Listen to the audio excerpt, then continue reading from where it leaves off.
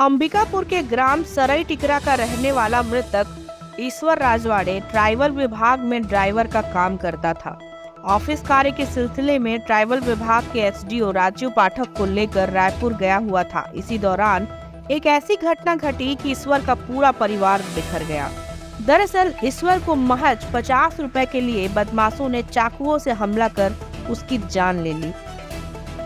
हत्या की जानकारी लगते ही परिवार सहित गांव में मातम पसर गया। हत्या की रात में ईश्वर ने फोन पर अपनी मां से बात कर अपने 4 साल के बेटे के जन्मदिन मनाने की तैयारी करने के लिए कहा था।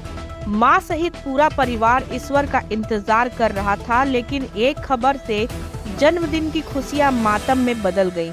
जन्मदिन की शाम पिता ईश्वर की लाश पहुंची, जिसके बाद से पत्नी सदमे में है। वहीं मां का रो रो कर बुरा हाल है। मां ने बताया कि ईश्वर के पिता का साया बचपन में ही उठ चुका था। मां ने ईश्वर और भाई बहन को किसी भी तरह बड़ा किया था, जिसके बाद घर का बड़ा बेटा होने के नाते घर की जिम्मेदारी ईश्वर के कंधों पर आ गई थी। लेकिन हत्या होने के बाद से परिवार बिखर गया। मां कहती है कि बेटे की हत्या करने वाले आरोपियों को फांसी की सजा मिले, तब कहीं जाकर उनके कलेजे को ठंडक मिलेगी। एसडीओ राजीव पाठक ने बताया कि घटना के सुबह अंबिकापुर निकलने वाले थे। ईश्वर ने बताया था कि उनके बेटे का जन्मदिन है, लेकिन सुबह करीब 3:30 बजे मैरिन ड्राइव अपने एक रिश्ते में भतीजे के साथ टहलने निकला था। इसी दौरान लूट के इरादे से पहुंचे बदमाशों ने चाकू मारकर हत्या कर दी। स्कूटी में आए बदमाश 50 रुपए की मांग कर रहे थे। रुपए नहीं होने की वजह से बदमाश ईश्वर का मोबाइल छीनकर भागने लगे, जिसके बाद बदमाशों ने हत्या की वारदात को अंजाम दिया।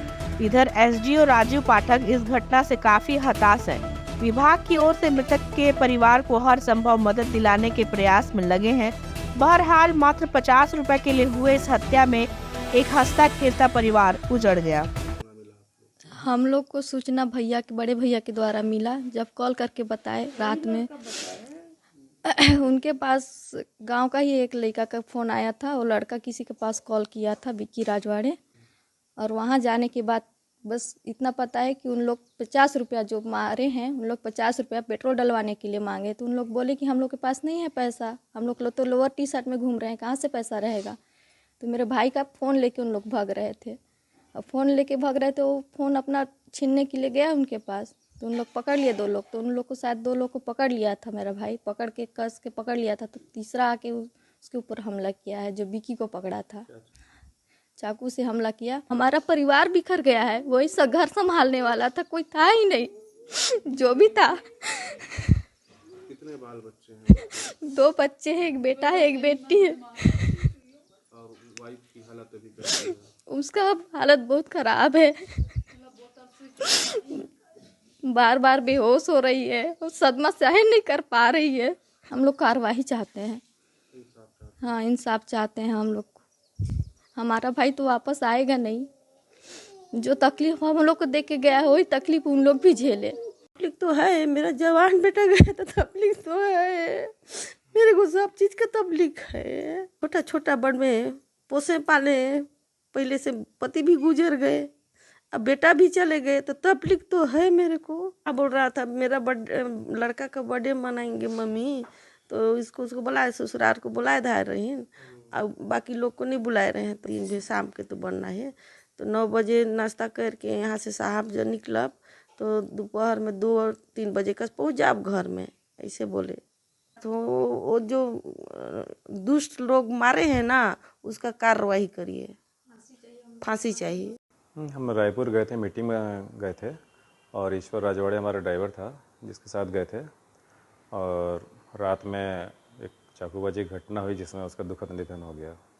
ये मेरिन ड्राइव तालाब के आसपास की बात है। ये पहले इतवार के शाम को हम लोग साथ में थे। हम ऑफिस का काम निपटाने के बाद ये वाली बात थी कि उसके बच्चे का जन्मदिन है सोमवार को। तो हमने कहा था कि सवेरे नाश्ता करके सबसे पहले हम निकल जाएंगे। और 9 सवा 9 बजे वो गाड़ी रख के अपने रूम में चले गया था। हम भी अपने रूम में चले गए थे। शाम को सवेरे हमको फ़ोन आया तो पता चला कि ये घटना घट गई है। फिर हमने कहाँ पे घटी थी? ये घटना घटी थी, ये मेरिन ड्राइव तालाब के आसपास की बात है। ये रोड में ही हुआ है। सवेरे भोर की बात है, 3 बजे के आसपास की घटना घटी है। कारण क्या निकल के सामने आया? कारण तो लूटपाट का ही नज़र आया है। ये जो प्रथम दृष्टया जो पुलिस विवेचना में जो बात आई है कि जो अपराधी को पकड़ा गया उसमें यही बात आई है कि जो लूटपाट की घटना थी उसको मोबाइल छीना गया था और मोबाइल छीनने के बाद आपस में लोगों की तकरार हुई है और ये घटना घटी है। अपने परिवार का एक कमाऊ लड़का था, बिल्कुल बच्चे इसके छोटे हैं। हाँ, नहीं होनी चाहिए, बहुत दुखद घटना है ये बिल्कुल नहीं होना चाहिए था। हम लोग पूरा विभाग उनके परिवार के साथ में, और जितना अधिकतम प्रयास होगा उस परिवार के लिए वो किया जाएगा। मैं क्या हुआ, जो मेरा भाई रायपुर गया था उनके अधिकारी को लेकर कुछ मीटिंग या कुछ था, और मेरे को लगभग 4:45 फ़ोन किया। कौन मेरे को लोकनाथ फ़ोन किया। कौन है लोकनाथ? यहीं का भाई ही है, मोहल्ले का ही। क्या बोले? कि भाई तो भाई के वहाँ कुछ लड़ाई वगैरह हो गया है, चाकू को मार दिए हैं। स्थिति सब खराब ही है, अब देख ही रहे हैं आप लोग। और बड़ा भाई था, वही कमाता था, जो ही बच्चे लोग का घर का परिवार पूरा संचालन वही करता था।